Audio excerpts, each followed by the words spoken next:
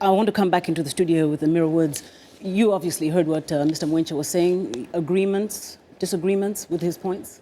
A bit of both. There are tremendous achievements. If you look back 50 years, many of the countries on the continent weren't independent. They were under colonial rule back 50 years ago. So the focus on liberation, the focus on freedom for not only South Africa and Zimbabwe, Mozambique, but really for the entire continent was right on point. I think you had a real emphasis on Pan-Africanism, you know, coming together under that vision Kwame Nkrumah so beautifully articulated of one Africa.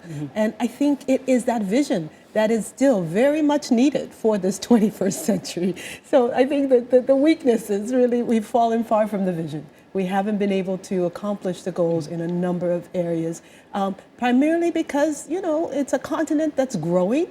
We know well, 7 of the top 10 economies in the world are in Africa.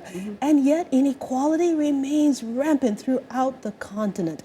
And unless the resources, the creativities, the energies of Africa's people, over 1 billion people, unless they are harnessed in this 21st century, our true goals of an integrated Africa, a peaceful, prosperous Africa, as articulated by the OAU, but now more clearly by the African Union, we will not be able to achieve those goals without putting people first, without understanding the changes underway with social movements, with young people, with technology, and without really unleashing all of Africa's capacities for the future.